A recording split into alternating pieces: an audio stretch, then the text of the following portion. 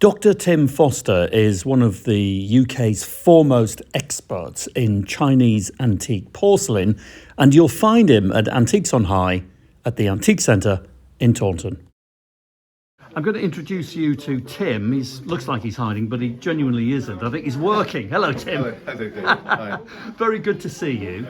Now, you specialise in mainly antique Chinese porcelain. Yes. Right. Yeah, I've been obsessed since I was about 18. Have you? So I've been here about 43 years now. Right. And I've been in the market here about 25, I suppose. Have you? Yeah. What is it about Chinese porcelain? Show us some of the pieces as we're chatting that you really What first got adore. me really was a little 18th century tea bowl. Yeah. When I was about 18, 19 as a historian, which you could in those days you could pick up for £10 with a crack in it. Right. So light, isn't it? It's so finely made. It's a miracle of chemistry. Tell me about that. Well, they make it out of 14 piles of dirt, and dirt's probably mixed. Each colour is produced with metal oxides, mixed with silica, and then fired at separate temperatures. So a piece like that would have been thrown very, very finely in the first place. And then all the colours of different enamels, different produced by chemical reaction at different temperatures. So that would have been fired about 5 times, coming down each time in temperature. It's incredible. The process is absolutely mind-boggling, isn't it? The reason blue and white is everywhere is because blue is the only colour you can do in the first firing. I'll show you a blue and white piece. But Tim, before you go on, how much is that worth today? Well, that one is quite finely done, actually, so that's sort of 50 quid or so. But 50 quid, and it's an 18th century Chinese, or is it 19th century? No, 18th century. It's 18th century, yes, and it's 50 quid. Yeah. It's for nothing. It's ridiculous, isn't it, really? Well, that's a fine one. I mean, an ordinary one, I sell for a tenner usually with a crack in it. Yeah. It's mad. It is mad. Yeah, it's absolutely all decoration done by hand. And when I was in Jindagen 25 years ago, they showed me a kiln where they're still judging the temperature of the kiln by eye. By eye? I No, didn't even know they did that. Didn't have thermometers. Well, didn't have thermometers in those days, did they? Back along. So you got to load it right, load the kiln properly, and then they'd look at the colour of the flame. So the skill involved is absolutely astonishing. It's breathtaking. Tell us about this one. That one. It's Famille Rose. It's early Famille Rose, sort of 1730s, that kind of period. And it's a nice piece.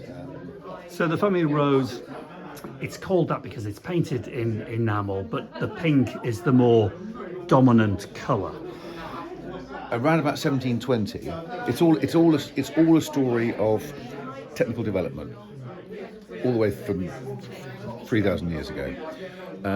Technical development all along the way. Up until 1720, they'd cracked what they call the Famille Verte palette, which is the green. Yes, that's Famille Verte. Okay. And then in about 1720, probably from the Jesuits, they picked up the use of colloidal gold from probably Limoges enamelling, and learned how to do this pink colour. Well, I never. So 1720-ish onwards, this is where the Famille Rose comes Correct. into the market. Yes. So there's a good top tip, really a very basic rule of thumb. If anybody has a Famille Rose at home, it's not any earlier than 1720. No, correct. And also, the whole dish could be completely green. Yeah. But it's got one piece of that pink enamel on it. It's Famille Rose. It's not Famille Verte. And why is that? It's pretty random, really. Some Frenchman in 1868 categorised it all. Hence the names are all in French. Yes. And they've stuck ever since. Right. But there's no real logic to it. One of the quirks of the antiques business, which makes the antiques business very quirky and very interesting. Yeah, just the history of it, really. Yeah. Now this one, I notice you've got a crack. Now I'm very forgiving indeed. It's busted to bits, yeah. It is, but it's still beautiful. It's busted to bits. What a great way of describing that particular one, yeah. But it's still beautiful. It looks exactly the same as the day it was made. Good point. Because it doesn't change, like glass. It doesn't change. Yeah. You know, a piece of furniture 200 years old will look very different. The colours are the same, aren't they, Tim? Exactly That's the it. same, that's And right. what sort of money would you need to pay for something like it's 220, 250 years old? Near 300. Nearer 300 years 1720, old. 1730, yes. What's it worth? Something like that. Now, a couple hundred quid, I suppose. Couple of £100. In good nick, it's a couple of thousand, probably. But what a buy, eh? Well, I think so. Compared to what you pick up in IKEA. And the thing is, the damage is mattering less and less, because the Chinese are driven by what they like more than anything, and they like quality, and they like certain things that they like things we don't like, and we like things they didn't like. So that's moderately Chinese taste. Now, what's your favourite kind of Chinese porcelain? Do you have an example here? Or have you got any top tips for my viewers on Facebook and YouTube? Yeah. A top tip, a trade tip, behind the scenes knowledge that it's taken you. The top tip, if I had one, would be find a dealer in your area who knows what the stuff is. And it'll be a trader, not an auctioneer. And there's probably a couple in each county, at least, outside of London. There's loads in London. But if you're seriously interested in Chinese, you've got to buy it from someone who knows what it is. That's how we all learned. You know, I started learning 40 years ago. But from people who've been doing it for 40 years when I started learning. Right. Do you see what I mean? So there's like 80 years of knowledge there. Exactly. And in China, they only really started in 2000. So the knowledge in the English trade is far superior to that anywhere in the world.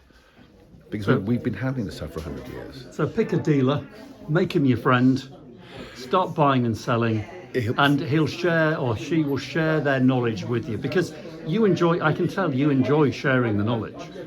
Everybody, it seems to be a thing with Chinese porcelain dealers, is they love the stuff first.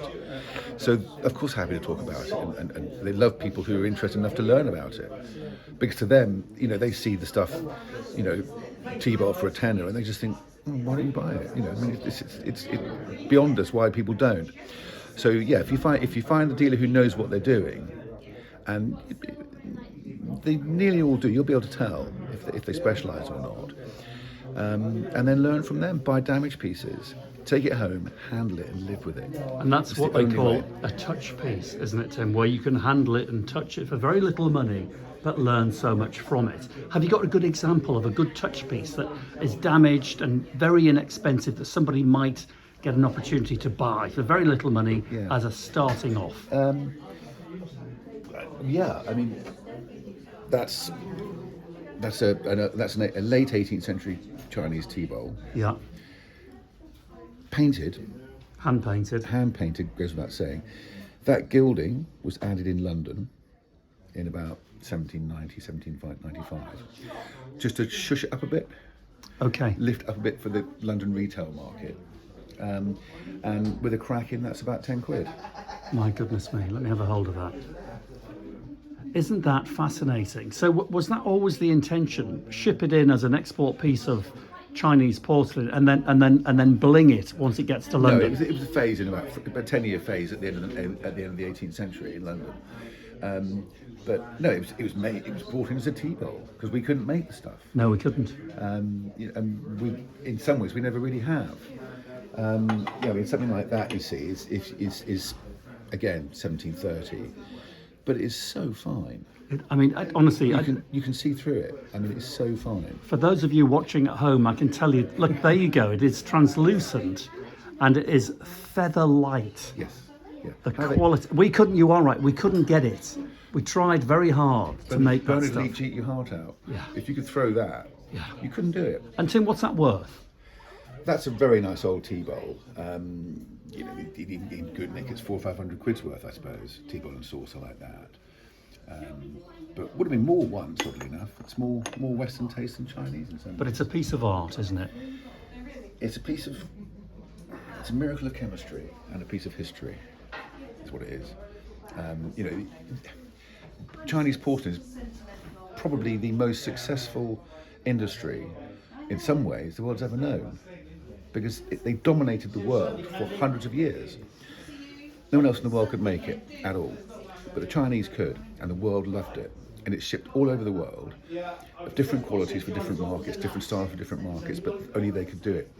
So I can't think of an industry, a craft industry or an art industry, or even a manufactured industry that's got close to it in the whole of human history.